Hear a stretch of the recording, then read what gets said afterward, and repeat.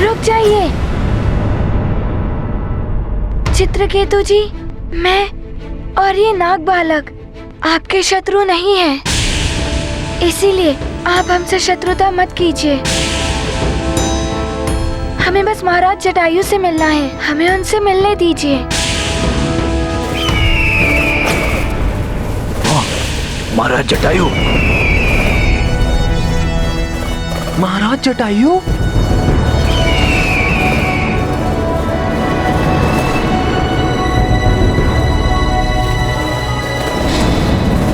महाराज जटायु की जय, महाराज जटायु की जय, महाराज जटायु की जय।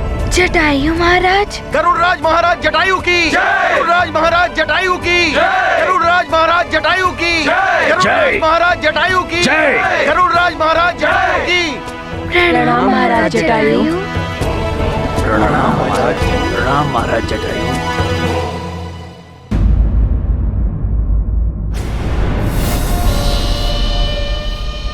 वाली,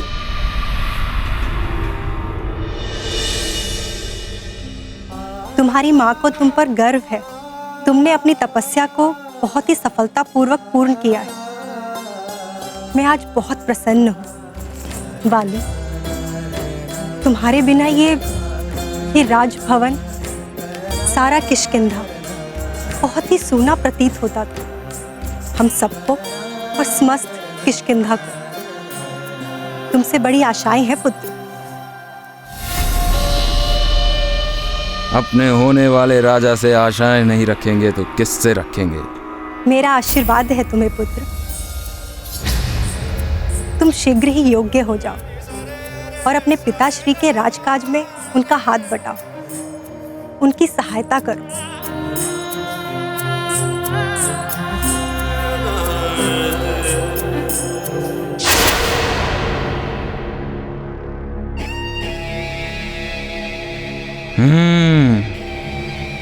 सहायता तो करेगा ही ये महानतम।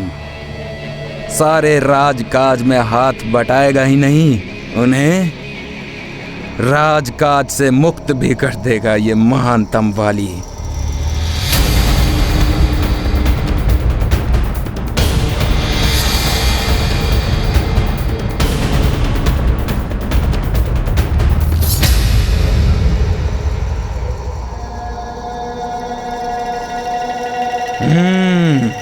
समय आ गया है समस्त राजाओं की सभा बुलाने का।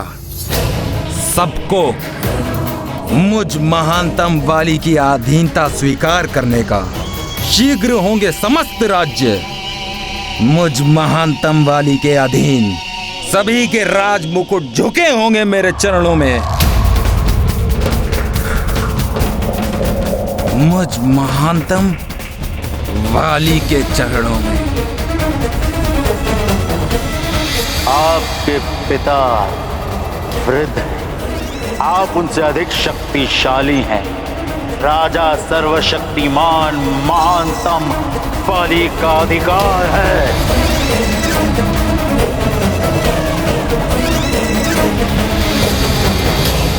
लंकेश रावण, आपका कथन सत्य होगा। शीघ्र ही होगी महानतम वाली के राज्य की स्थापना।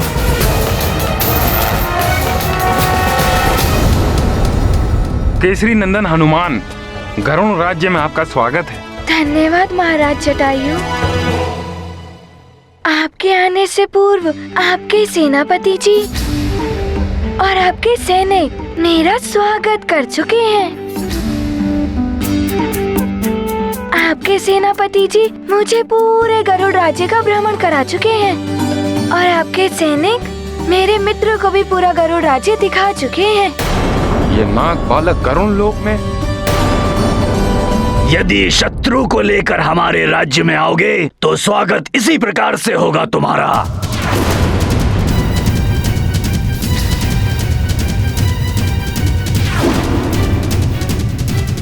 हनुमान, नाग हमारे सबसे बड़े शत्रु हैं और तुम इस नाग बालक को हमारे यहाँ लेकर आए। कदाचित तुम्हें ज्ञात नहीं है कि नागों ने हमारे सबसे बड़े शत्रु मेघासुर को मुक्त कर दिया है। क्षमा कर दीजिए महाराज जटायु। हम नाग मेघासुर को मुक्त नहीं करना चाहते थे, किंतु जब आपने हमारे पिताश्री नागराज पंचफन का अपहरण कर लिया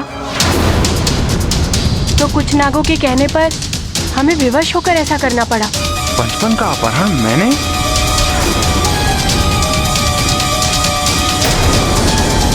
पंचफन का अपहरण? ये क्या बोल रहे हो नाग बालक तुम? अवश्य तुम्हें कोई भ्रम हुआ है। मैंने किसी का अपहरण नहीं किया। नहीं महाराज, मैंने स्वयं अपने नेत्रों से आपको उनका अपहरण करते हुए देखा है। असंभव, ये कैसे हो सकता है? नाग बालक,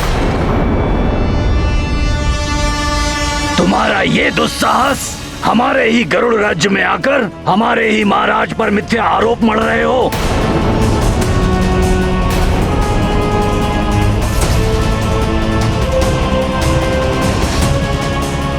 बस कीजिए सेनापति जी, ये मेरा मित्र है। महाराज, मुझे तो ये शंका हो रही है, ये धूर्त नाग हमारे सुरक्षित दिव्य पंख को चुराने का षड्यंत्र रच रहे हैं। ये नाग मात्र हमसे इसलिए परास्त हो जाते हैं क्योंकि इनमें उड़ने की शक्ति नहीं है। हमारे दिव्य पंख से इन्हें उड़ने की शक्ति प्राप्त होगी। दिव्य पंख से उड़ने की शक्ति? ये भी हो सकता है कि इस नाग ने इससे पहले भी हमारे पंख को चुराने का प्रयास किया हो। नहीं। या चुरा लिया हो। नहीं चित्रकेतु, वो दिव्य पंख हमारी कड़ी सुरक्षा में है, उन्हें कोई नहीं चुरा सकता। दिव्य पंख? ये कौन सा पंख है? हनुमान, क्या तुम्हें दिव्य पंख के बारे में ज्ञात नहीं? नहीं, मुझे उस दिव्य पंख के बारे में कुछ ज्ञात नहीं है। हनुमान, उस दिव्य पंख में उड़ने की समस्त शक्ति, समस्त उड़न तत्व निहित हैं। उस पंख से किसी भी दिशा में उड़ान संभव है। वायु हो या आंधी, उनके विपरीत भी उड़ने की शक्ति है उस पंख में। हाँ हनुमान, हम गरुड़ों के भांति जितने भी उड़ने वाले जीव हैं, वो सब उसकी दिव्य शक्ति से भारहीन हो जाते हैं, जिसके कारण हमारे उड़ने की शक्ति का प्रवाह निरंतर बना रहता है। और कोई जीव अगर उस पंख का संधान कर ले, फिर चाहे वो मनुष्य हो, मृग हो, अश्व हो या नाग आदि सारे सर्प, उन सबको उड़ने की शक्ति प्राप्त हो सकती है। और यदि उस पंख को कोई गरुड़ राज्य से चुरा लेगा तो शनै शनै हम गरुड़ों के उड़ने की शक्ति क्षीण हो जाएगी और एक समय ऐसा आ जाएगा जब हम उड़ने में पूर्ण रूप से असमर्थ हो जाएंगे। इसीलिए उस दिव्य पंख को हमें कड़ी सुरक्षा में रखना पड़ता है हनुमान। और वो दिव्य पंख जिसे भी प्राप्त हो जाए, वो हम गरुड़ों की भांति ऊंचे आकाश में उड़ सकता है। दिव्य पंख बहुत ही चमत्कारी और शक्ति से संपन्न है, किंतु मुझे पूर्ण विश्वास है कि मेरा मित्र यहाँ गरुड़ लोक में उस पंख को चुराने नहीं आया है। महाराज, हमें चलकर उस दिव्य पंख का निरीक्षण कर लेना चाहिए। वो सुरक्षित है या नहीं, इन नागों का कोई भरोसा नहीं। हो सकता है कि ये नाग हनुमान का आश्रय लेकर यहाँ आया हो और अब पकड़ा गया है तो पंचफन के अपहरण की मिथ्या कहानी गढ़ रहा है। नहीं, ये कोई कहानी नहीं है। क्या ये सत्य है हनुमान? नहीं महाराज, ये किसी के भी आश्रय से नहीं आया है। इसे तो मैं और जितांतक यहाँ लेकर आए हैं। चित्रकेतु, हनुमान ने जो कहा उस पे हमें अविश्वास करने का कोई कारण दिखाई नहीं देता। हमें हनुमान पर कोई अविश्वास नहीं है महाराज। हो सकता है कि हनुमान से छुपाकर ये हमारे दिव्य पंख को चुराने की इच्छा से यहाँ आया हो। मुझे तो दिव्य पंख को लेकर बहुत शंका हो रही है। सेनापति जी की बात हमें भी सत्य प्रतीत हो रही है। उचित तो यही होगा महाराज कि हम अपने नेत्रों से दिव्य पंख को सुरक्षित देख लें। सारी शंका का समाधान हो जाएगा। आप सभी को क्या लगता है कि हमारे उस दिव्य पवित्र पंख की रक्षा हमें स्वयं करनी होगी या नहीं?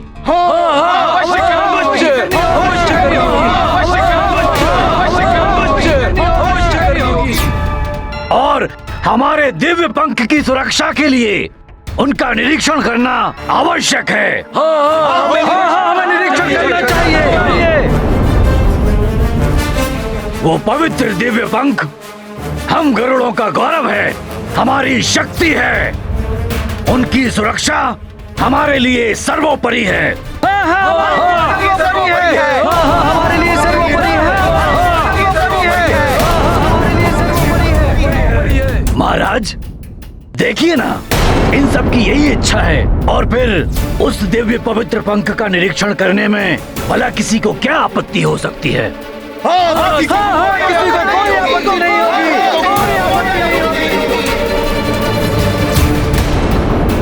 उन दिव्य पंखों की सुरक्षा के लिए उसे ऐसे स्थान पर रखा गया है जिसके बारे में किसी को ज्ञात नहीं। ये सिर्फ मैं जानता हूँ कि वो दिव्य पंख कहाँ रखा गया है, तो फिर कोई उन्हें कैसे चुरा सकता है? किंतु महाराज, ये नाग बड़े धूर्त और चतुर होते हैं। ये धरती के भीतर ही भीतर कहां से कहां पहुंच जाते हैं, हम गरुड़ों को इसका भान तक नहीं होता। उचित तो यही होगा कि हम चल के उस दिव्य पंख को सुरक्षित देखकर अपने मन को संतुष्ट कर लें।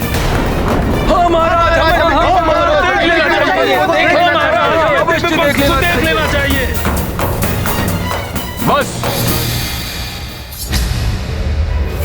ठीक है चित्रकेतु, मैं उस पंख का निरीक्षण कर लूंगा। धन्यवाद महाराज, आपने हम सबकी बात का सम्मान रखा, किंतु परिस्थितियां बड़ी संदेहास्पद हैं। इसलिए महाराज की सुरक्षा के लिए मैं आना चाहूंगा। मैं आपका सेनापति हूँ, आपके जीवन को संकट में नहीं डाल सकता। अवश्य सेनापति चित्रकेतु, आप हमारे विश्वसनीय सेनापति हैं और सबकी सुरक्षा का भार आपके ही कंधों पर है। आप हमारे साथ चल सकते हैं।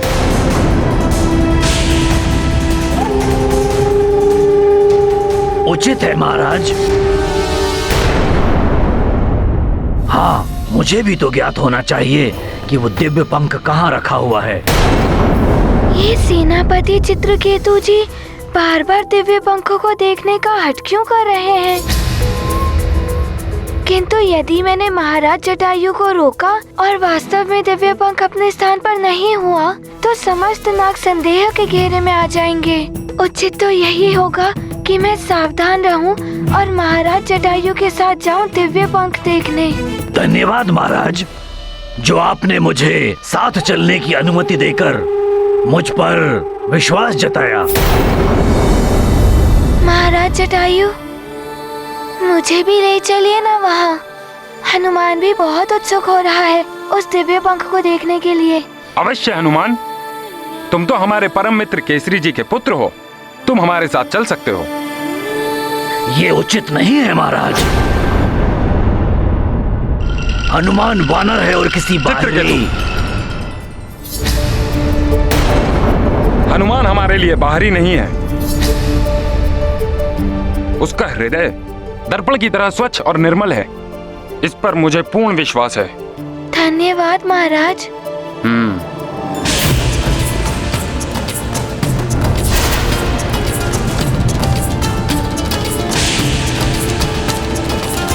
अब हमें प्रस्थान करना चाहिए, चलो।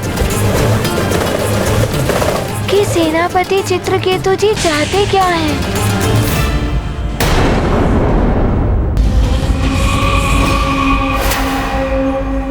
उन दुष्ट गरुड़ों को पाठ पढ़ाने का समय यही है। यही समय है।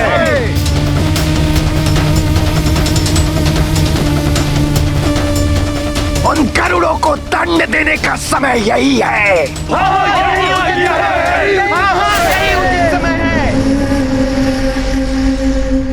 विष्ठर विकराल हूं मैं, शत्रुओं का काल हूं मैं। शोध लेंगे हम हर अन्याय का, अपने महाराज पंचफन के अपहरण का अंत कर देंगे हम, गरुड़ राज्य के सभी गिद्धों का अंत कर देंगे हम, सभी गिद्धों का अंत कर देंगे हम, सभी गिद्धों का।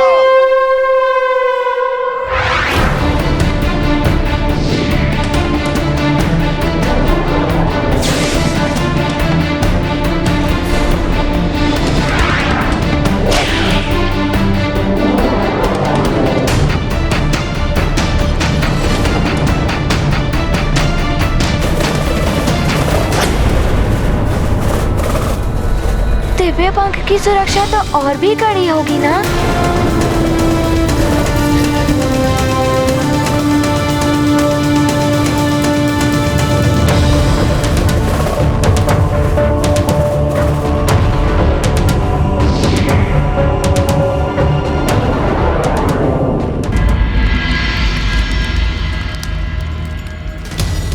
वाली भैया, ये आप मुझे कहाँ लेकर आ गए?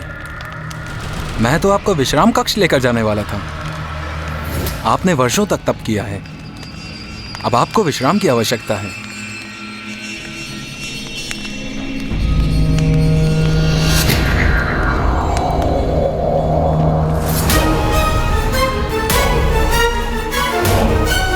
भैया, आप यहाँ किस लिए आए हैं?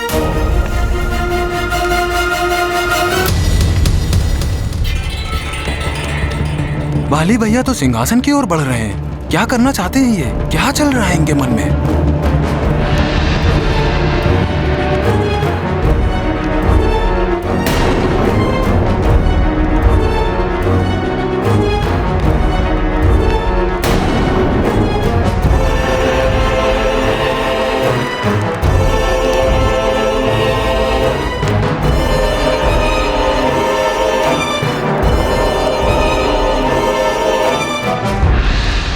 मैं इस सिंहासन के लिए यहां आया हूं सुग्रीव।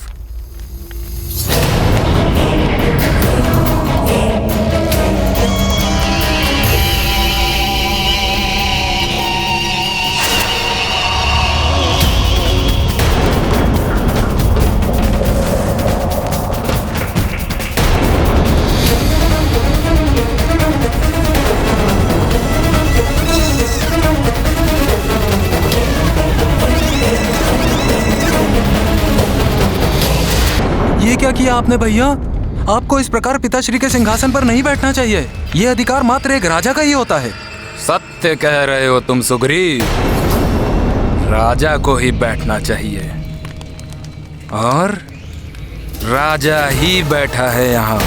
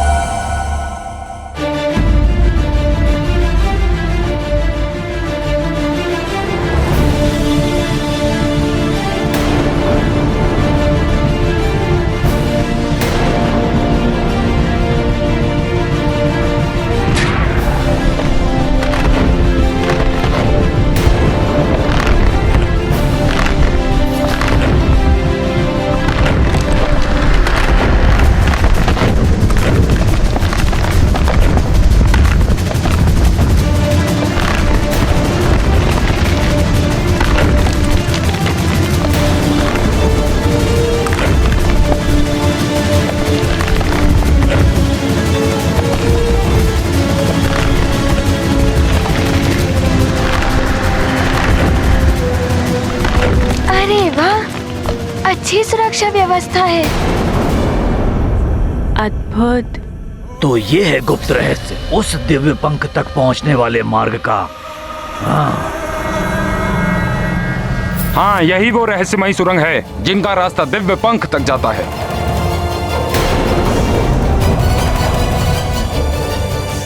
हनुमान, चलो। रुको हनुमान।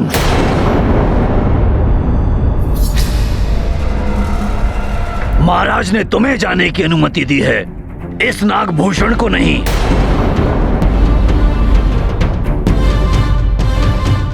इसलिए तुम्हें इसे बाहर ही छोड़ना होगा। सेनापति जी, ये मेरे साथ आया है, मेरा मित्र है ये। चाहे कोई भी परिस्थिति हो, अच्छी हो या बुरी हो, कोई भी परिस्थिति में मैं इसे अकेला नहीं छोड़ सकता।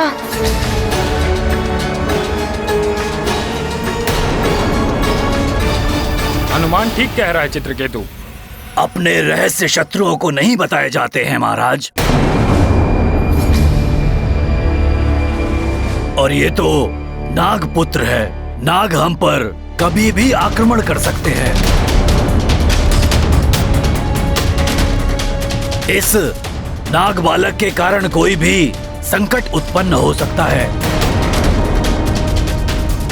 इसलिए इसे जाने की अनुमति नहीं दी जानी चाहिए।